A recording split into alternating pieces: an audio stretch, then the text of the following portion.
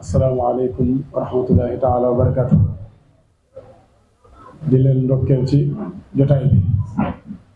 ak weeru tedd bi ñu nekk muy shahru Ramadan al mubarak.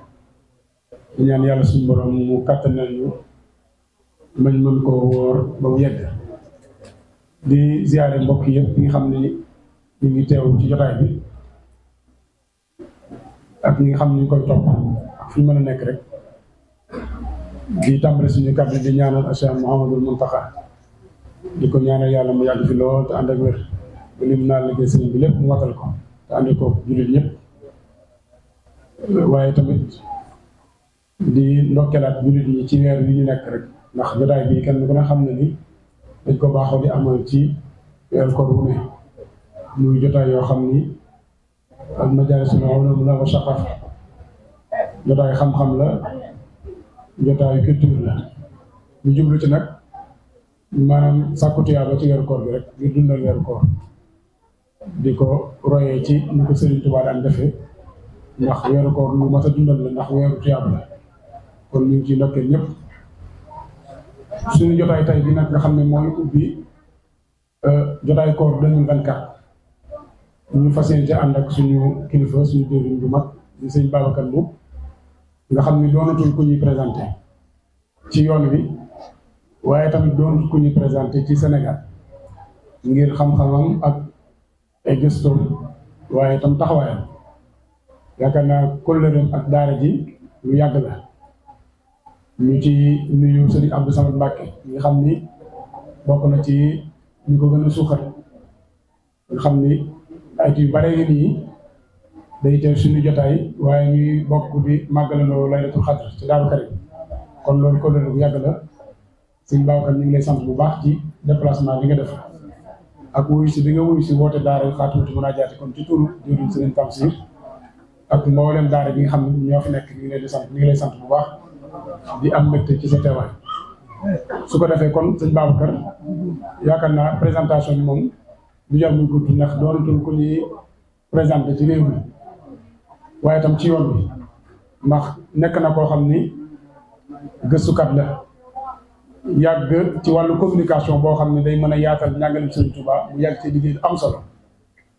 yàgg ci soññi xale yu ndaw yi ci xam-xam ak ci gën a leeral njàngaleem Sëriñ Tuubaa kon ba ci réew mi ñu nekk tamit mu am ci taxawaay lool yaakaar naa ànd sàmm jikko yi ñëpp dégg nañ seen liggéey ak seen taxawaay te moom mi moo ko jiite kon loolu rek ab taxawaay la waaye tamit lu weesu loolu sax lépp loo xam ni lu yitteel jullit ñi la lu yitteel sénégalais la xeex boo xam ne ñu ngi koy def rek moom mi dugal na ci loxoom dugal na ci doole dugal na ci kàddu kon nag loolu doy na présentation doy na taxawaay ndax jàpp naa ne ab jullit di ab taalibe bu nekkee ci réew mi ne ko Sëriñ Tuubaa defee woon nga xam ne dafa jóg wax ni kat man sama bopp dong ñoruma waaye li ma ñor mooy réew mi li ma ñor mooy waa réew mi ñu mucc kon taxawaay boobu moo war bépp murit te taxawaay boobu la suñu baaw ka taxaw kon moo tax nag bi ñu tànnee thème bii nga xam ni mooy tolluwaayu jamono rawatina fii ci Sénégal lan moo ci war a doon taxawaayu sénégalais bi rawatina jullit bi ñu xalaat jëmmam ndax parcours bi mu wax ak taxawaay bi mu am kon thème boobu lañ fas yéene waxtaan nekk thème d'actualité bu am solo ndax ab jullit boo dëkkee ci am réew ma fu mu mën a toll ci wàllu actualité ak ci wàllu tolluwaay war na laa yitteel ndax loolu dafa bokk ci li nga xam ne dina tax ni dina sàmmante ak sa pas-pas ndax njariñu jullit ñi dafa war a yitteel jullit bu ne kon suñu Babacar loolu mooy thème bi rek comme ni ñu ko waxee xëy na mënoon nañ ko gën a yaatal sax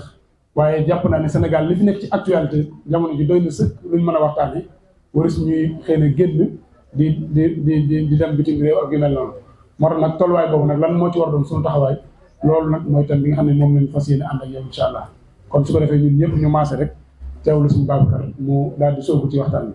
bismillah. asalaamaaleykum wa rahmatullahi taala wa barakatuhu. mbokk yi ñoo ngi leen di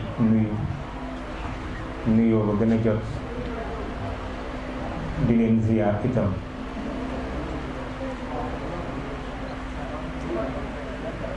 di leen ndokkeel ci weeru tedd wi di shahru Ramadan al mubarak di ñaan yàlla mu may ñu fekke ko ay déwén yu bari te mu nangul ñu suñuy jaamu nawaafil yéeg sarax yéeg ñaan yéeg lépp luñ ci def borom bi nangul ñu ko te nangul ko mbooleem jullit yépp di ñaanal nag Cheikh Mouhamadou Mountakha borom bi dëgëral ko te yàggal ay naalam boole ko ak mbooleem njabootu sëriñ bi yépp ak mbooleem njabootu Yonent bi fu mu fi mën a nekk ci kaw suuf si képp kuy xëy ci toolu lislaam bi rek borom bi defal la ak jàppandal ak tawféex di nuyu nag waa daara ji yépp te su ma tegee nuyu ba ci loxo jëwriñ sëñ Tamsir ak sëñ Xaadim nii rek ñëpp dugg nañ ci biir ndax mbooleem ñi fi nekk ñëpp ay wóllare lañu ay soppe lañu ay mbokk lañu lu yàgg boole ñu bu yàgg a yàgg kenn ku ci nekk war na maa jaar ci saw tur ak saw sant waaye bu ma tuddee jëwriñ rek ñëpp dugg nañ ci biir kenn ku ci nekk fa nga nekk fekk naa la fa jox la loxo nuyu la ziar la itam di am mbégte bu baax nag ci jotaay bi ndax jotaay bi moom miin nañu yàgg nañ fi ñëw ni ko sëñ Xaadim waxee léegi nii di nuyu tamit sëñ Abdou Samad ndax moom bokk na ci ñoo xam ni ñi ma njëkk ni ma faw ngay def ay sorties di génn di wax bokk na ci ñi nga xam ni teel nañu ni encouragé ma it ci yoon bi booba it c'était pas évident at mi mu koy njëkk a def nee na sama benn waxtaan la seetaan ci Lamfal TV booba fekk ko sax ci réew mi Sénégal mu woote fa ñu jox sama numéro mu woo ma ni ma il faut nga ñëw Darou Mouhty ci màggal gi nga def fa intervention donc boobaak léegi itam dem nañoo dem ba seq nañ lu nekk kon ñoo ngi koy ñaanal moom tamit taxawaayam borom bi yàggal ko te dolli ay ndamam ak i tawfeexam te boole ñu ko ñun ñëpp waxtaanu tey bi nag waxtaan wu am solo la thématique bi ngeen tànn yaakaar naa ni dikk na ci jamono ragal naa ni it jël fii xëy na mawdu bu ko ëpp solo mën naa bañ a yomb ndax dafa am benn boroom xam-xam bu waxoon ni mbir yi nga xam ni daf noo laal kenn wërta kersoowu ci wax ci kenn it wërta kersoowu yi ci lu ñutu ko ba xam nu mu demee ndax kenn ku ci nekk da nga caa am cër ndax àdduna li nga moom a fi nekk li nga bokk ak li saw yoon nekkul te lii ñuy waxtaane nag muy réew mi sunu yoon nekk na ci ndax dañu cee bokk kon lu am solo la loo xam ni mat naa waxtaane ba la cay warteef la cay yell it ci taxawaay ñu war koo xam ba kenn ku ci nekk war koo taxawee ndax soo ko deful it amaana ñeneen wuutu la fa defal la ca loo xam ne si dëppoowul ak sa bëgg te bu boobaa it doo desetul say bët yooyu jooye ak saw làmmiñ wooy ñaxtoo doon kon mel na ni kon lu am solo la ci wax dëgg yàlla waxtaane ko mu mel ni tolluwaayu jamono lan moo war a doon taxawaayu sénégalais bi mënees na koo xaaj ci ñetti pàcc lenn li ñu dikk ci waat yi nga xam ne waxees na ko ba noppi muy sénégalais bi mën naa wuuteeg sénégalais yi sénégalais bi xëy na dëgg la naam ci au singulier la muy man sénégalais la yow sénégalais nga keneen sénégalais la waaye nag bu nee sénégalais bi dafay dugal mbooleem sénégalais yépp nag mbooleem sénégalais yépp ba nga xam ni li ñu doon wax ni bu fekkente ni da ngaa bëgg a xam nit ñi da ngay seet ñi la gën a jege donc waaye boo ko bëggee xam nit ki faw dootoo bàyyi fenn fu nit nekk bu dee ci gis-gis boobu ak dégg-dégg boobu dafay mel ni sénégalais bi mooy gën a yaatooti donte au singulier la nag moo gën a yaatu mooy amul kenn ku ñuy bàyyi te nga doon sénégalais te sa taxawaay wër ta feeñ ci waxtaan wi xam nga loolu nag du xaj ci waxtu wi bu nee sénégalais yi nag moom xëñ na boo jëloon benn pàcc nii rek ci mbooloo mi boo waxee ca ñooñe rek mën ngaa tontu ci thématique bi waaye sénégalais bi moom moo gën a yaatu fi mu nekk nii mooy sénégalais yëpp kon ci anam boobu dafay mel ni des na ko xaaj ñaari pàcc jël ci yi gën a gànjaroowu muy askan wi nga xam ne ñoom ñooy sénégalais bi muy ñi koy wax le peuple nga xam ne moo souverain. waaye tamit daf leen a xaajaat ci ay institution nga xam ni sénégalais yi ñoo ko tëgg wala boog ci seen tur lañ ko tëgg sénégalais yi ñoo koy incarné ay sénégalais lañu ñoom ñi koy incarné te loolu lépp it dafay dellu ci lii nga xam ne moom la ñu war a waxtaane jag naam jagul lenn lu ci nekk ku ci ne sab taxawaay dana ca feeñ. loolu dana doon benn pàcc ci ñuy waxtaane ci kanam waaye nag bala ñoo yegg ci loolu fii ñu toll nii tolluwaay bii li ñu tuddee tolluwaay fii Sénégal tollu tey ñu mel ni man jàpp ni dañu daanaka dugg nañ ci guuta lan moo ko waral lan moo ko sabab xam li ko sabab dana gën a mën a taxit ñu xam naes ci war a taxawee ndax jàpp naa ni réew mi lu naqaree waxtaane la réew mi tey toll nañ ci fu naqaree waxe la waaye nag ala kulli haal dëgg mu rek moom mooy dëgg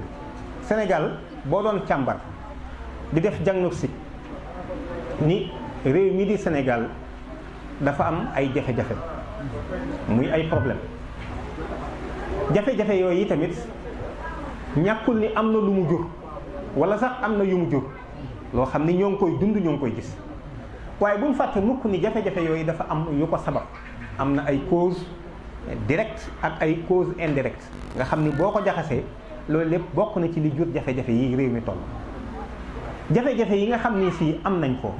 muy ñu nekk ci lu ñuy wax république mooy loo xam ni ñëpp ñoo commencé bokk res publica mooy loolu la chose publique li ñëpp commencé bokk nga xam ni amul kenn ku ko jagoo amul it ñenn ñu ko jagoo waaye ñëpp ñoo commencé bokk loolu ñu commencé bokk nag ñu ni kon des koy nos tëral ko ngir kenn ku ci nekk mën cee gis sa bopp duñu boddi kenn duñ ci ginnaawal kenn ku ci nekk da nga yëg ni lii bañ koy taxawal yaa taxawal jàpp naa ni jafe-jafe bi ñu koy taxawal foofu la ñu amee problème bu rëy ndax ki tax ñu koy taxawal muy sénégalais bi ñu doon wax léegi wala bokk le citoyen sénégalais moom dañu ko xaaj ñaari cër su fekkee sañ naa ko wax sax dama naan dañ koo rey jëmmi sénégalais bi moom dundatul kooku lañ taxawalal ndax dundul ndax dañ ni ko da ngay am ñaari kilifa sa jëmm day am kilifa waaye tamit sa biir ruux dafay am kilifa léegi ñu bet ko mu am ñaari kilifa kii day takk buum jëm nee kii takk buum jëm nee moom jëmmi sénégalais bi maanaam dafa am ñaari kilifa muy le temporel ak le spirituel kii da koy xëcc muy acteur politique bi ni ko maay saytu sa mbiri àdduna sa sécurité sam njàng sa kaaraange ak yeneen yu dul yooyu man maay ki nga xam ni maa koy saytu waaye tamit da ngay am geneen kilifa goo xam ni tamit sa mbirum biir moom moo koy saytu xëy na ñu tudde ko diine taqale googu ñu ko taqale moom sénégalais bi ci boppam wutal ko ñaari kilifa te it mu am jafe-jafe ci fànn googu maanaam sénégalais bi am na jafe-jafe ci wet googu ndax bu dee kilifa gi nga xam ne moo koy saytul addunaam muy acteur politique bi xamul diine te it xamul luy masuuliya responsabilité te kooko ko war a càmbaral mbirum addunaam te it bu ñu fàtte mukk ni mbirum adduna mi bu ñu ko ginnaawal ba jagul it ëllëg luy jag moom dana ma jaaxal luy jag ak fan lay jaar ba jag sax man moo may njëkk a jaaxal ndax bu ñu fàtte mukk ni dafa am principe yoo xam ni dafa am solo te dafa mat a bàyyi xel te coow li wër ta dem a dem ba nu jaawatle ko ba fàtte ko itam mooy buñ nee ñu li tax ñu bind nit ak jinne mooy ñu jaamu dëgg la ñun nit ak jinne li tax ñu bind ñu mooy jaamu yàlla loolu dëgg la waaye du lool rek yamul ci lool rek ñun ñëpp xam nañ ni yàlla li mu sos li mu bind ci ay pays maanaam ay addina lu baree bari la li mu bind ci ay jant lu baree bari la ay milliards lañu xëy na am nay jamono ñun jàppoon nañ ni benn jant rek am ay milliards la yooyu yëpp nag lenn lu ci nekk am pays yu ca nekk di gravité autour lan moo tax yàlla yóbbuwuñu foofa li tax mu tànn suuf si indi ñu fi wax na ko li tax ma indi leen fi mooy ngeen wuutu ma ci kaw suuf si te yàlla julli wut wóorul natul asaka kon taxawaay boobu ñu war a wuutu yàlla ci kaw suuf du julleeg woor kese saytu suuf la wax nañu ko ñu dundal suuf wax nañu ko it ñu bañ a sàggan ba suuf di yàqu ñu bañ a sàggan ba suuf yàqu kon yooyu ay taxawaay la yu ñu war a am ñu taxaw ni ñoo ko taxawee te xamuñu luy loolu muy acteur politique yi waaye tamit xamuñu masuuliye responsabilité bi gàllee seen kaw ndax fi ngay xamee ni xamuñu ko mooy bu ne la politique de mbirum àdduna kese la politique nu mu mën a doon mbirum àdduna kese sëñ xarit bu ma séq ak yow li ñu séqante ëllëg danañ ko leeral leen ci kanamu yàlla kon li ma séq ak waa daara ji nag li ma séq ak waa Caaroy nag li ma séq ak waa département Pikine nag li ma séq ak région de Dakar nag li ma séq ak Sénégal ak askanu Sénégal ñu bëgg loolu nii déedéet loolu fii dong la yem xam nga ni kon lu leerul tàmbali naa dugg ay naxante tàgg naa dugg moo tax res bi ma daan wax man suñ ma doon tànnloo aw tur di ma ko tuddeloo Sénégal république muusante la tudd muusante maanaam ci naxante lañ nekk muusante sax dañuy naxante ci naxante lañ nekk askan wi sax dafa dem ba gis ni moom it na jéem a naxante xam nga danaa ci ñëw léegi ni buñ nee nañ tànn ma jéem a xaar ci lan nga may jox pour ma mën laa tànn maanaam ci naxante lañ nekk daal ci naxante léegi nag xoolal ma ki toll yor responsabilité boobu nga xam ni tey li tax ñu am dalu xel toog fii ni dañuy waxtaanee lu am solo lii bokk na ci wóor nañu ni am na ay forces de défense et de sécurité yoo xam ne ñoo ngi veillé ci suñu sécurité tey bu naroon na kii léegi ñu woo la ñu ñëw intervenir loolu du jàng wàccee kaamil rek kay tax mu mën a sotti déedéet bari na fu ñuy jàngee kaamil te aw ay am na fa fi nekk nii kon loolu baax na ci ak ñaan mooy njëkk mooy ne ci digg ba mooy waaye am na sabab lu boo xam ne nit mooy ki koy taxawal ci kaw suuf te loolu du ñaan kese mooy tax mu sotti peut-être pour ngeen mën maa dégg ndax wax dafa xaw a jafe mooy damay jël toujours misaal ci Touba Touba daan nañ fa naan sàngara daan nañ fa tux ci lu fës laa wax nag sëñ Abdou Lahad bi mu dikkee néewul nañu wàcc ay kaamil ak jàng nóoru daara ñi ak maraaxib ak bichri ngir mu dakk waxul loolu dafa ni li sëñ Touba doon bañ ci dëkk bii képp ku ko fii defati bu man ak yow la ay ca bu yoboo muy tey la cay juddoo dana judd du ñoq responsabilité la jël masuuliya boobu nag moom la politiciens yi desee xam maanaam cerné wuñ ko xamuñu ko mënuñu ko mesurer moo tax li ñuy yor mu jëm ci askan wi ci ay njuuj njaaj lay dëkk ci tege ci lu dul yoon lay dëkk ci ak gàllu góose rek lay dëkk itam ñooñu ñooy ñiy saytu suñu mbirum àdduna suñ mbirum illaaxira yi tamit wax dëgg yàlla rek moo ko moom waaye liy dëgg tey dëgg mooy ñun jullit ñii dese ñu ñoo dégg diine itam ndax mënuñoo sell ba jàpp ne dañoo gën a gën sell yonent bi sallallahu alayhi wasallam am déet mënuñoo sell ba jàpp ni dañoo gën a sell yonent bi xanaa laa yaakaar te yonent bi dafa daan lijjanti li xew ci pénc mi yonent bi dafa daan lijjanti lay dox ca pénc ma yonent bi yemul ci di ko lijjanti waaye dafa jëloon les devant sax jël responsabilité am ci saytu ko teg ko ci ni ko yàlla bëgg tey lu jëm ci Sénégal bu ne lu ñëpp maase bokk la ñu ne ñun kat dafa am fu ñu jóge am nañ leen di wax mbatit am nañu fu ay jaar-jaar maanaam taarix histoire am nañu ay valeur loola warees na ko nos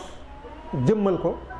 fexe ba mu gën a gànjarow ñu wan ko adduna ngir ñu mën koo xemmem waaye it am na fu ñu bëgg a jëm ñun ñii ci suñu bopp am na fu ñu bëgg a yóbbu it suñu njaboot am na itam fu adduna toll ñu bëgg a yéeg toll fa ak moom wala ñu weesu leen yi ci boppam waaye loolu du ñu sàggane suñu kaaraange du ñu sàggane tamit suñu dem ak dikk du ñu sàggane suñu infrastructure du ñu sàggane yeneen ak yeneen suñu justice aussi mais loolu am na ñu koy nos googu nag su fekkente ni da nga ni bàyyee naa ko ñeneen vide dafay am ñooña danañ ci def loo xam ne amaana mën na laa bañ a jub amaana mën na laa bañ a neex te bu boobaa itam la nga cay mën du bari li may wax nag umpul kenn nit mën na cee bañ a d'accord waaye ñun ñëpp a ko xam ñun diine li ñu séddee xam nga lan la ñaan leen rek ñaan leen kese damay joxe toujours exemple ci référendum 2016 bi président Macky Sall dafa jël décision ba pare daan ni danaa seet ci séenéer yi conclusion yi mu génne woon li ma ci neex ma jël ba mu ko jëlee ba noppi xam nga ci lu ñëpp maase bokk de ba mu ko jëlee ba pare daal ni léegi danaa xool ñi nga xam ni moom nawloo naa leen te it ay institution lañu muy président assemblée nationale ak président conseil constitutionnel ku ci nekk may yónnee la laaj la avis daana laaj sa xalaat bi ngeen laajee avis ba pare mu ni nag yéen sénégalais yi damay taxaw lim fukki laaj ak juróom ni benn laaj ñaari laaj ñett ba fukk ak juróom léegi nag benn tontu da ngeen mën a tontu da ngeen naan ma waaw wala déet rek waaye du ngeen ko benn bennal bi mu ñu waxee loolu ba pare ba jël dogalam ba fixé ni ci semaine bii ci la ñuy def campagne ci lay soog a dem seet dem Touba dem Tivaouane soog a dem ci kilifa diine yi nga xam ni booba atte na li muy jël ba pare kon li ñuy doyee nitug diine mooy ñaanal kese mais réew mi moom sa xalaat soxlawuñu ko jàpp ñu it ni sax ni mën ngaa doxal am réew ndax dañoo jàpp ni diine luy gannaawal aw askan la luy deltu gannaaw aw askan la loolu mooy la réalité ku ko wax li tamit loolooy li am te it ñi nga xam ne ñoom ñoo gëm loolu ñun ñi koy waru su néew sax ñoom fenn fu ci ne mën nañ fa am wàccuwaay yoo xam ne ñun duñ ko am et c'est ça la réalité loolooy li am dëgg moom yàlla rek ko moom kon da ngay gis ni kon jafe-jafe am na jafe-jafe am na mooy sénégalais bi moom citoyen bi la ñu xaaj def ko muy ñaar loolu mooy li ñu indi suñu jafe-jafe yi yëpp leneen loo fi waxati fi mu ne ci lii la bàyyi ko waaye gis nga bi ñuy tëgg suñu réew mi damay fàtte nag ndax histoire it lu am solo la ci 1958 bi ñu yégée ni Sénégal dana jël indépendance am na kilifa diina yu anticipé woon loolu sëñ Fallou Mbacké woote woon na Daaru Salaam l'appel de 1958 woo kilifa diine yi ci nañu waxtaan xool lu war a doon suñu taxawaay ci réew mi ndax nee nañ réew mi day jël boppam day moom boppam waaye loolu dañ ko mujj yàq ba finalement kenn ku ci nekk mujj nga jaar saw yoon dem sa yoon ku ci nekk mujj sax toog sa barab ndax xamoon nañ ni loolu moom mooy li leen di arrangé dongo daara yi ñu dem ci daara xam nañ loolu léeg-léeg bu ñu tegeew ñam dongo yu ndaw yi sant Wàdd ak Siise Jaxate Tureeg Sillaak dañuy jël ndab li rek bu leen neexee ni xaax ni ci tëf su ko defee dongo yi des jóg ñu mën a këlamtikoo yëfe ñoom dongo lekk ko ñoom acteur politique yi noonu lañ def fexe nañ ba dugal loo xam ni nit ñu baax ñi seexlu nañ ko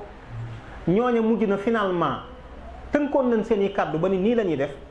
ñu jaar ca biir am lu ca mujj xewaat ba ku ci nekk da ngaa mujj dem toog sa barab téye sa bopp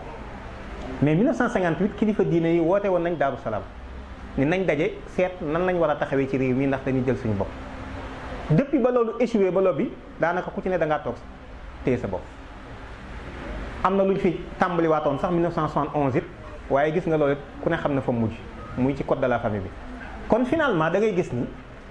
buñ nee it dañoo taxaw bokk ci réew mi it amul benn cër boo xam ne si it am nañ ko ci baa ñu jox ñu ko ci kon liñ ñuy jox rek te cëral nu ko mooy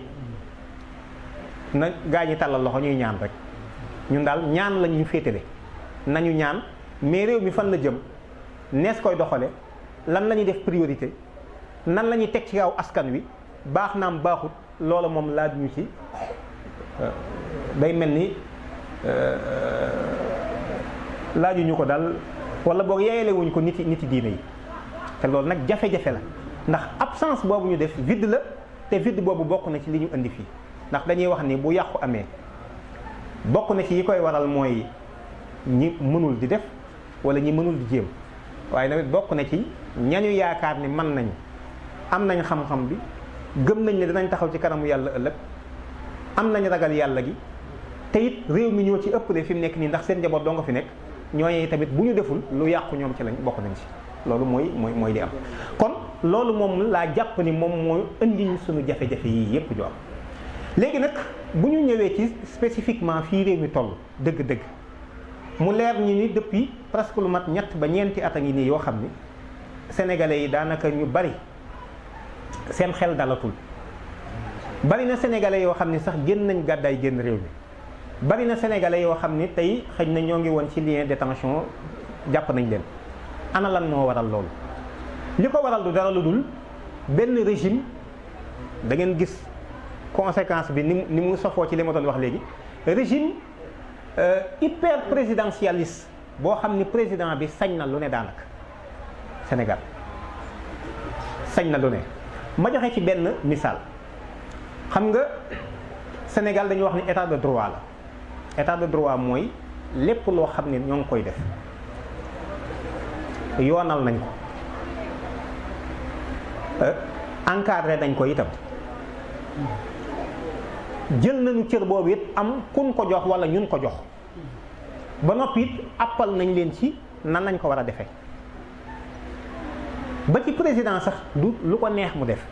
du it nu ko neex mu defe ko am juróom benn institution yoo xam ne ñoo nekk ci réew mi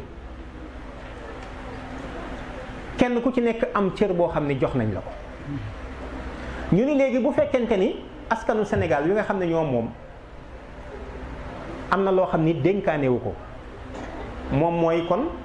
le pouvoir constituant originel moom moo ko yor wala boog le pouvoir constituant tout simplement léegi nag mën naa dénkaane ci biir loolu moom man la ñuy wax le pouvoir constituant dérivé mën naa dénkaane waaye bu lay dénk itam dafa naan la lii laa la dénk ci anam gii laa la ko dénk président dafa am nu ñu ko dénk mais moomul de moo tax bu ñuy wax boroom réew mi njuumte la moomul réew mi bu ñu koy tuddee buur itam njuumte la ndax Kajoor ak Bawal jóge na fi buurub Kajoor ak dammeelu nangam ak dammeelu Kajoor ak buurub Jolof yooyu amatul Sénégal li fi am mooy askan wi moom muy yéen ñii toog ak man nit ñi mel ni ñun di sénégalais ñoo moom bu fekkonte ni buur am na Sénégal askan wi yépp ñooy buur bi lii bu ngeen demee ci article 3 bu constitution bi wax na ko bu ngeen demee ci préambule bi tamit moom la njëkk a bind ci constitution bi le peuple sénégalais souverain kon benn buur a fi am mooy askan wi yépp léegi askan woowu nag moo ni sama sañ-sañ lépp dama koy tëgg ci ay loi ordonné ko itam loi yi benn bu ci nekk ak dayoom dafay am lu ñuy wax loi constitutionnelle am lu ñuy wax xëy na loi organique am lu ñuy wax loi ordinaire soo wàccee loolu nag xëy na ay règlement man cee topp institution yi nga xam ne jox nañ leen kenn ku ci nekk ñu am sañ-sañ ñu la jox président mën na jël ay décret mën na jël ay ordonnance su ko defee itam assemblée ñoom ñooy voté loi yi waaye nag juridiction yi ñoom ñooy àtte ci turu askan bi mënuñoo def ci lu dul ci turu askan wi ni kon juróomi at ba juróomi at danaa tànn kan laay jiital ci réew mi kan laay jox sama baat suñ koy def itam maanaam président dafa am lu mu ci fànnoo moom mooy jël décret bi nga xam ni moom mooy fixé bis bi ñuy wote président jëloon na ko le 16 février 2013 mooy le décret 2023 339 bu 16 février 2023 ñu xëy ca 17 février ñu publier ko ci journal officiel mu doon loi bu Sénégal mu doon lu officiel di dox décret boobu depuis bañ ko jëlee léegi mat na at ñu ñëw ba ci le 29 novembre président itam yoon jox ko dafa war a convoquer li ñuy wax le corps électoral sénégalais yi nga xam ne bindu nañu am këyit war a mën a wote seen kàddu bokk ci liy tànn ñu ni ko kat loolu sañ-sañu boo ko defee ak bisu élection yi lu mu gàtt-gàtt dana def ñaari weer ak ñaar fukki fan 80 jours moo tax mu jël ko le 29 novembre 2023 mooy le décret 2023 2283 bu 29 novembre 2023 doon convoqué corps électoral bi léegi moom jeexal na ci président loolu la ci waroon jël ministre de l'intérieur rek ñi ci toppaat kenn ku ci nekk sa arrêté ci yooyu ngay sukkandiku pour mën a def lañ la def loo ndax bu ngeen demee ci article 2 wu décret bii ma njëkk a wax limoon na ci ñi nga xam ne ñoom ñoo war a jëmmal élection yi ndax bis bi jàpp nañ ko ba pare kenn ku ci nekk am na cër boo ci war a def muy ministre de l'intérieur ministre des affaires étrangères et des sénégalais de l'extérieur ndax am na sénégalais yuy voté ci bitim réew ministère de la justice ndax bu ñu wotee ba ca ngoon nga xam nga tribunal d'instance yi ñuy dem ci ministère de la justice la bokk ñoom ñooy njëkk a joxe résultat provisoire yi départemental ba niñ ko yóbboo cour d'appel ci justice la bokk ak kan ki nga xam ne nag moo yor gafaka gi muy ministère des finances et de l'économie et des finances kenn ku ci nekk la nga soxla nga war la koo jox ni ko lii laa soxla pour def li ma li yoon santaane. moom tamit moom lañ defoon ci article 2 bi ni leen na ngeen jël seen i matukaay ba le 25 février élection mën a am ak Sénat mi nga xam ne nag mooy superviser processus bi. décret bi bërki démb la ko président soog di abrogé ci bi muy fixé waat date 24 bi lay soog a abrogé décret bi may wax léegi nii nga xam ne naka jekk mi ngi fi war waaye bi mu jógee dafa xëy benn bis daal ni léegi maa ngi sukkandiku ci loo xam ne amagul li waa ji doon wax bari xar ba di tudd doom ju juddoogul xam nga loolu bariwul suñ koy déggee waaye man daal yor naa sama gétti xar ba léegi moom fi mu ne bu ma xëyee rek danaa tudd doom yoo xam ne juddoogul amaana sax xëy na waajuram dikkagul ci kër gi donc moom noonu la def dafa ni damay sukkandiku ci proposition de loi xam nga proposition de loi xam nga li lay wax ni la réew mi li ñu fi war a seetluwaat bari na li ñu fi war a saytuwaat bari na proposition de loi député moo koy dugal wala ay député daal ni dañoo bëgg ñu def yaxal ndàngam mu doon loi ci ret Sénégal mu am fu mu war a jaar day jaar ci bureau assemblée après dem commission ñu laaj nag président avis moom mu joxe avis nga xam ne même bu joxewul avis sax ci fukki fan kenn du ko xaar ñoom dañuy continuer dem ndax dañ leen a askan wi bi ñuy joxe cër yi dañ ko teqale dañu wax ni président yow lii lañ la dénk waaye ñii nag moom lii lañ leen dénk avis moom lan ko laaj waaye kenn du ko ca xaar nag xoolal proposition de loi nga xam ne même suñ ko voté woon ba pare doonagul loi même suñ ko voté woon 165 députés yëpp voté ko doonagul loi il faut ñu xaar ndax kenn dana ko attaqué déet am na délai bu normal bu ñu attaqué loi bi léegi ñu indil ko président mu promulgué ko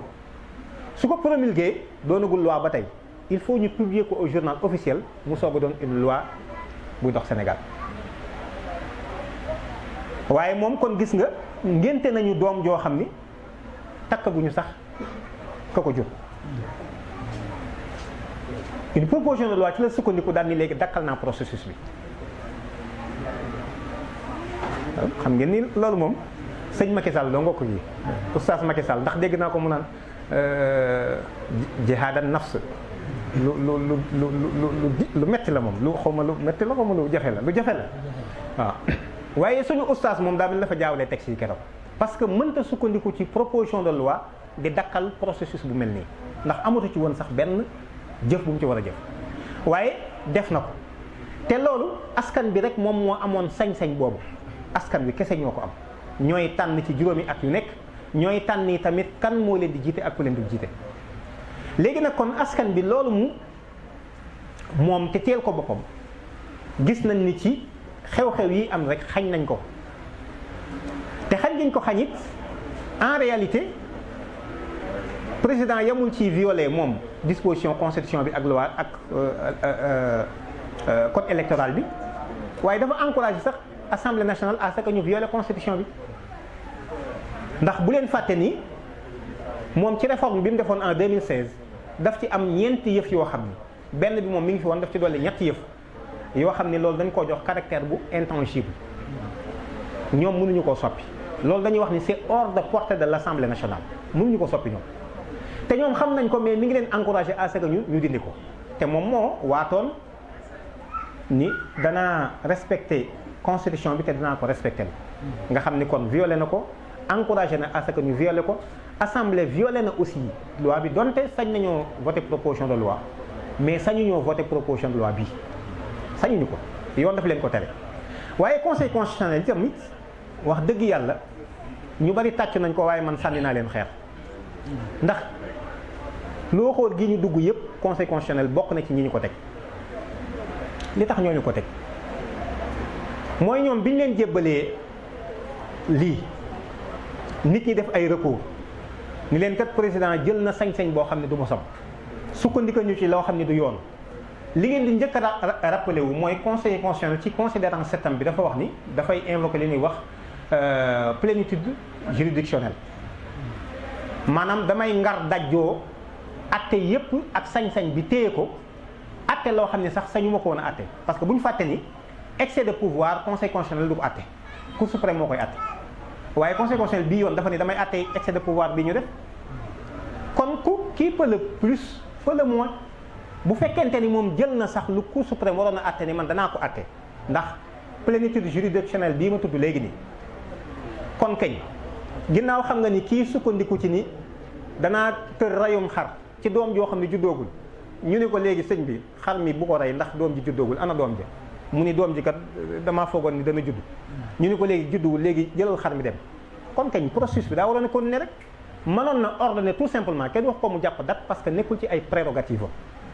kenn wax ko mu jàpp date mais dafa naan maa ngi ordonner ñu continuer processus bi parce que processus bi ñoo ngi woon à 10 heures de temps mu tàmbali mais ñoom it foofu la ñu defee faay ubbil ñu fi mu ne ba dugal ñu ci série de violations yi nga xam ne tey fi mu ne kenn mënu ko lijjanti daanaka. alors loolu muy jafe-jafe yu rëy léegi nag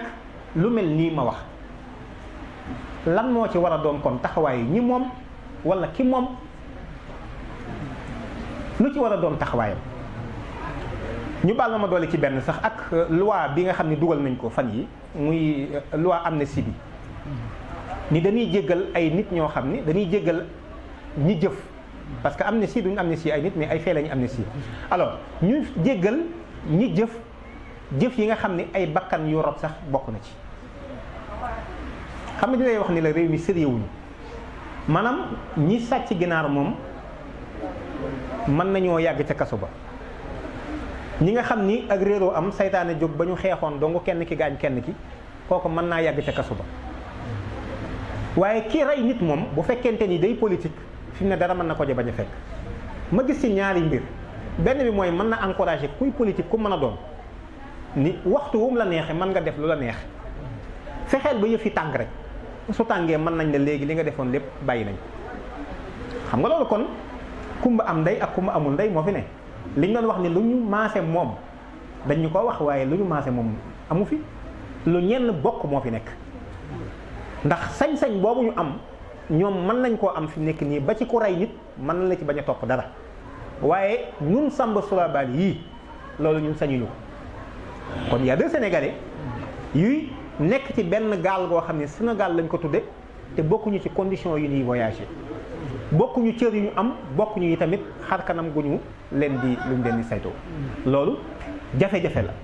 alors lu mel noonu nag su amee askan bi yaakaar naa ni war na taxawaay bi nag li ci jiite mooy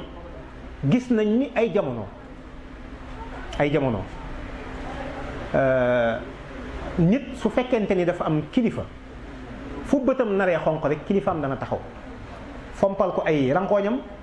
ba noppi it ñu seet la nga xam ne moo tax ay rankooñam tuuru ñu saytu loolu ba loolu du gaaw di amati ndax àdduna moom waxuma ni waxtu wu ne day jag déedéet waxuma loolu waxuma ni day jag waxtu wu ne waaye nag am na ay taxawaay yoo xam ne mënul ñàkk ci am réew ci am pénc te lii xew Sénégal ak fa mu jëm bu fekkente ni seetaan di continuer ko nii maanaam la sunu maam yi dundoon ci njaam ñun lu ko yées danañ ko dund te it jàpp naa ni sax ñoo ngi koy dund ndax ñi amnistie fi mu nekk nii lii ñu wax su fekkonte ni man dañ ni président mi am initiative bi ak gouvernement bi ku ci nekk dañ lay taxawal ñu rey sa doom d'abord ba pare député yi nga xam ne ñoo koy voté ku ci nekk ñu reyal la sa doom ba pare bu boobaa bu ñu ko voté danañ mën a d'accord mais seen doom da ci deewul mais sénégalais yi dee fii ñoo ngi wax 80 sénégalais mat na ko matu ko xaw ma man wax dëgg yàlla lim bi nu mu toll mais ñooñu amuñu ndey ak i baay seen i ndey ak seen i baay dundul ay sénégalais wala parce que dañ leen a xamul wala xamlee lu ñu leen wala déggaluñu leen kenn wala gisuñu ko leen taxawal moo tax ñu ne kon yéen mën nañoo effacer seen doom ju dee. ñi ci yàqule ci ay sénégalais yu bari yu ñu xam ñoo xam ne gis nañ ci ñu defoon investissement sonn lool jékki-jékki ci benn bis lañ amoon lépp mu yàqu. am ci nit ñoo xam ni am jom am ngor fexe ba taxawal dara ñu jàpp leen ni caractère seen affaire yépp taxaw loolu lépp ñu ni léegi fi mu ne dañ ciy def table rase. pourquoi parce que ay acteurs politiques lañu moo tax bokk na ci man li ma yaakaar ni réew mii pour ñu tegaat ko ci aw yoon la ca war a jiitu mooy askan wee war a taxaw parti politique yi moom lu mu bon xëñ na ñaar ba ñett ñu yemale ko fa ndax gis nañ ni arnaque bu rëy mi ngi ci biir ku mu nee xëy rek daal di taxawal sa parti politique daal di tàmbalee dugg léegi bokk ci nagu tong-tong wi Sénégal ñu def ko tong-tong parce que parti politique yi bokk na ci lii tax réew mi du dem man loolu laa gëm. ndax kenn ku ci nekk da nga taxawal sa parti politique ni da ngaa bëgg a jot ci réew mi dajaleeg sa mbooloo ngeen bokk ay xalaat xëñ na naam te seen yitte yépp mooy ni yéen ngeen jot ci réew mi seen yitte jooju mën naa bañ a doon fi mu nekk nii liy arrangé askan wi te toujours looy seen priorité ak la ngeen di jiital mooy luy tax seen mbir yooyu ngeen jëmmal ko loolu nag mën naa safaanoog fi mu ne lii gën ci réew mi li koy firndeel fi mu ne toujours danañ wax fi mu ne rupture danañ wax ni dañ war a soppi yëf yi mais waxtu wuñu ne même ni ñuy waxee ni naka lañ koy wax sax majorité mécanique assemblée nationale nga xam ni président day wax ni sama majorité engagé naa leen def leen nangam te xam nga waru ko sañ parce que ñene assemblée askan wi lañ teewal waaye bu duggee assemblée bu ñu fa duggee moom moo leen tànn def leen ci liste dugal leen fa moo tax seenu ko redevabilité président lañ koy gën a jox ak seen parti que askan wi waaye noonu mu amee ci majorité mécanique noonu la amee minorité mécanique ñi ci des dañuy joxe ndigal def leen ni jël leen posture bi te dama ni man gëwuma loolu assemblée loolu war fa am képp ku fa dugg askan wi nga war a teewal bu fekkee da ngay consulter askan nga war a dem consulter leen yéen lan ngeen xalaat ci nangam ñu jox la ko nga dem défendre loolu à l'Assemblée nationale mais waroo yóbbu di am ay position partisane te malheureusement loolu ñun ñëpp gis nañ ni pareeguñ ci loolu parti bu ci nekk yaay commandé fi mu ne ña nga ca yor donte benn député nga yor wala ñaar yaa naan leen def leen nii ñu def loolu mais kon nekkaluñu askan wi parce que yow ci sa gis-gis par rapport ak sa ligne de conduite parti ci li nga jëlee position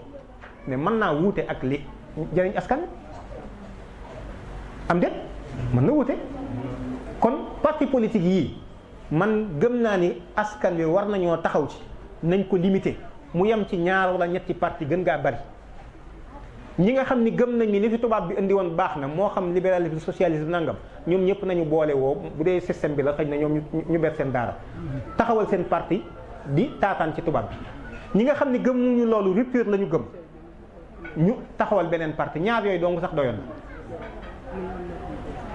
waaye réew moo xam ni presque lu bëgg a mat 400 partis am na fi nee nañ ministère de l'intérieur pratiquement plus de 400 yu déposé war a jot récépissé ñoo nga fa franchement danañ dem ba parti politique yi mën naa ëpp xëy na citoyen yi loolu jafe-jafe la alors loolu dañ ko war a dindi gis naa it ni pour suñu stabilité réew mi suñu kilifa diine yi il faudrait que ñu jéem ko institutionnaliser maanaam jëmmal leen ci réew mi ndax naka jekk réew mi ñoom ñu fiy jouer rôle bu am solo ci ak dal ak lu koy apaiser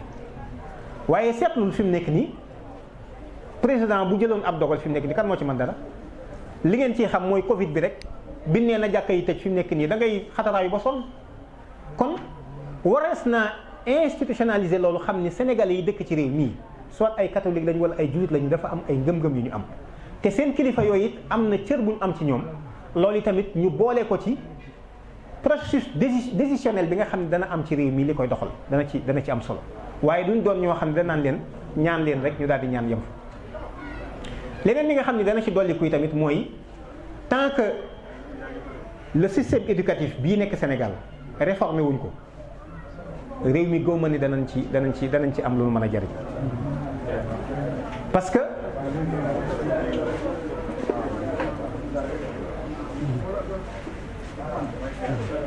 réew mi ni ñuy tàggat ak ñi ñuy tàggat man jàpp naa ni war nañ koo gën a mën a améliorer d'abord soppi njàng meeg njàngin mi li ñuy jàngal nit ñi fexe ba nit ñi xam-xam bu am njariñ ñu koy jàng man dara ñu mën a def dara ci say loxo ñun li ñu gis mooy ni suñu étudiants yi wax rek la ñuy mën wala boog moom la ñuy gën a mën kon suñu fexe woon bañ man di jëfal ci seen bopp dara dana am solo waaye tamit yar bi nga xam ni dan nañ ko jëlee waxuma sax ci diine waaye suñu aaday bopp rek ñu am luñ daan jom loolu yi tamit ñu delloosi ko nit ñi doon ay mbañ rus ndax nit ki su fekkee am na lu muy jomb waxuma lu muy ragal de mais lu muy jomb dana jomb ñu jox ko lu ñëpp maase bokk mu jaawale ko loolu ak jibay boppam te loolu waxtu wu ci nekk ñoo ngi koy gis ci réew mi li ko waral mooy nit ñi amatuñ lu ñuy jomb d'ailleurs da nga gis ku naan la sax moom de luubal na ay milliards wala nangam du ko gêné mu ñëw fii wuy si leen génn ci otom di yëkkati ay loxom fi ne mel ni koy bàpp gêné wu ko.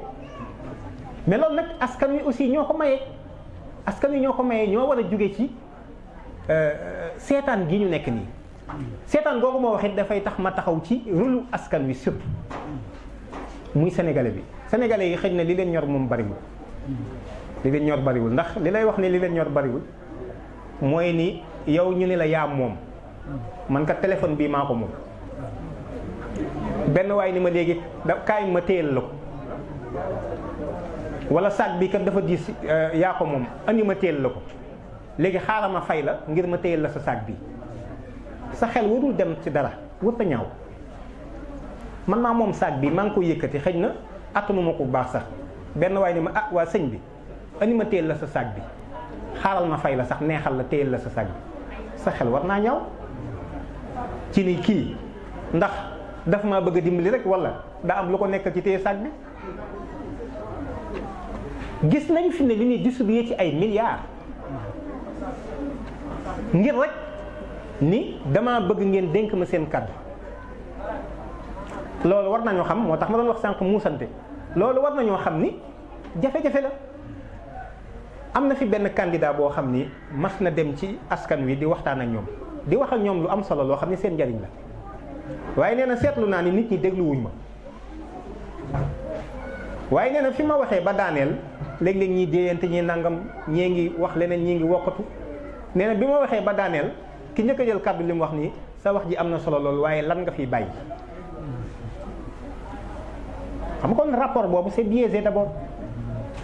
dafay tax kon quelque part acteur politique bi mën naa dem waxtaan ak lobbyiste yi mën naa waxtaan ak ay mbootaay ci bitim réew ni leen man kat dama bëgg réew mi am naa xam-xam bi waaye sama réew ñoom tànnuñu kenn ci xam-xam ak ci maandute ak ci njub ak ci bëgg réew mi ñoom ñi ngi tànn nit ci oto yu bari yu ñu ràngale ku mën a génne mbooloo mu bari ñu ne waajaa ngi su ko defee ñëpp daw topp ca kon nag dama bëgg ngeen jox ma xaalis man su ma jëlee réew ma lu fa baax ma jox leen kon est-ce que askan wi aussi duñu complice ci deal boobu est-ce que askan wi duñu ci complice moo tax may wax toujours ni ku mel ni président Macky Sall mën naa jilif Sénégal gii ah kañ yàlla du juum yàlla du tooñ parce que li ñuy sikk ci moom lépp mi ngi ci ñun c'est ça la vérité joxar bi nit di ko wax rek mën naa yomb waaye xamle ko sa bopp taxaw ci seetu it dana ci baax li ñuy wax ci moom mi ngi ci ñun naka nga man yow loo xam ne yaa ko moom am réew waxuma la yow sax sa dund ni mu amee solo mais sa dundum njaboot daf leen di engagé nga mën koo teg ci ay loxo yoo xam ne setul parce que tout simplement am na lu la jox loo ci mën a gañe da nga am marché wala léegi benn mallette ngi nii su ko defee nga fexe ba léegi détourné wala ñu détourné votu askan bi kon askanu Sénégal fi mu ne dama yaakaar ni toll nañ ci phase bu décisive ci ñu war a soppi lii fi nekk parce que ay nit ñoo xam ni Mouhamadou lañ jàppe seen bopp jàppe nit ñi Mamadou man laa fi gis nawloowuñu askan bi ndax boo nawloo aw askan am na cër boo xam ne bu la ko joxee cër ba da nga cay yem doo ko jéggi waaye soo nawloo aw askan it la mu la sant man yaakaar naa ni da nga ci am taxawaay bu am solo boo xam ni war na firndewu ci ñaar benn bi mooy bis booy dem booy tàggatoo ak ñoom mën a génn jàkkaarloo ak ñoom ni leen ndax seen xol sedd na ci li ma jëfam déet ba noppi déglu leen ba xam ñoom lan la lay waxal sa bopp loolu benn la ciy doon waaye beneen bi ci des moom du doon fii feneen la bu ëllëgee ba nga taxaw ci kanamu borom bi moom mu saytu mbooleem àq joo xam ne amaloon nga ko mbooleem kuy ay sénégalais ndax la nga leen waroon defal def nga ko ndax def nga ko ca na nga ko waroon defe ndax la ca waroon a ànd ci maanute ak taxawaay am na ca bu boobaa yàlla moomu càmbar ko ba nga génn yaakaar naa foofu lees war a taxaw tàllal ay loxo ah loolu jege na loolu mooy la jàpp ni askan wi war nañu yëkkati seen niveau de citoyenneté ci anam googu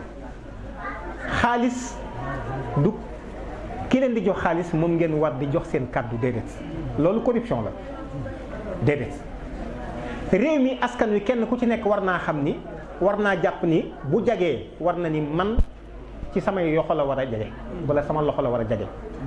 kon nag ginnaaw ci sama loxo la war a jage lépp loo xam ni war naa ko cee taxawe danaa ko ca taxaw ci bëgg réew mi ci dundal ko xam lii sama àq ak yelleef waaye xam lii samay warteef aussi samay devoir xam lii samay warteef ma jëmmal ko ngir réew mi mën a dem kanam ngir ni ñu mën a taxawee tey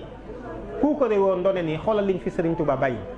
ëllëg ki si biir ñun suñuy sët mën a puukare wu ñun suñuy baay ak suñuy maam ñoo ñu fi bàyyil ndono lii kon loolu bokk na ci loo xam ni war nañ koo bàyyi xel war nañ koo taxawee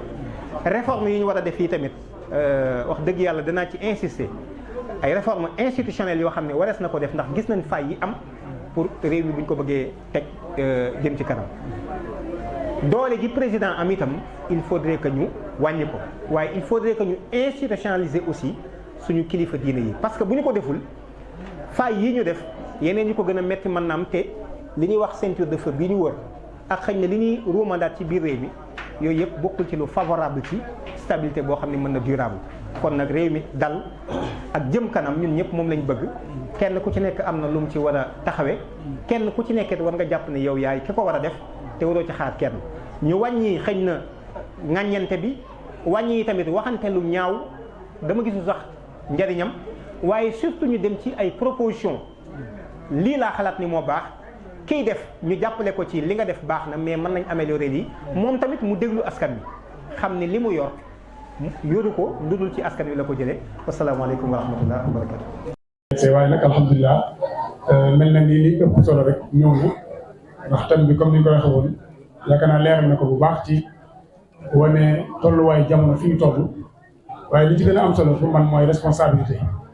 ci ñi nga xam ne ñooy suñuy kilifa di suñuy njiit moo xam ci wàllu politique la wala ci wàllu diine kenn ku ci ne am nga responsabilité boo xam ni war nga koy bàyyi xel ndax ab jullit war nay xam ne lépp lu muy jëf ci kaw suuf ëllëg suñu borom dina ko laaj loolu doy na sëkk responsabilité kon loolu am na solo beneen bi tam mooy peuple sénégalais bi nga xam ni ñoom ñooy dénkaane seen baat kon ñoom nañ gën a bàyyi xel loolu ndax peuple bu exigeant mooy tax ab réew di développé mooy ñu am yu bari yoo xam ne dañuy xam ne lii kat mënut a ñàkk te képp kuy jiite maanaam ñu bañ la ko yombal loolu suñ ko defee rek gëm naa liñ bëgg dinañ ko am te loolu la suñu baabu moom daanale mooy ñun population bi ñu xam suñu àq ak suñu yelleef waaye ñu xam ban taxawaay lañu war a am bañ a doon ñoo xam ne kat ay nitu intérêt la ñuy doon wala ku ñu àndal dañuy ànd ak yow ci kaw intérêt wala loo ñu mën a defal loo xam ci ñun lay yem waaye nañu xool intérêt général yaakaar naa loolu bu ñu ko defee rek dana am solo comme ni ñu ko tënkee kon ni ñu ko tàmbalee woon rek ndax suñuy référence mooy diine l'islam suñuy référence mooy Serigne Touba ak yoonu Mouride ak njàngaleem Serigne Touba kon saa su ne tamit fu jamono toll dañ koy jéem a dëppale ak loolu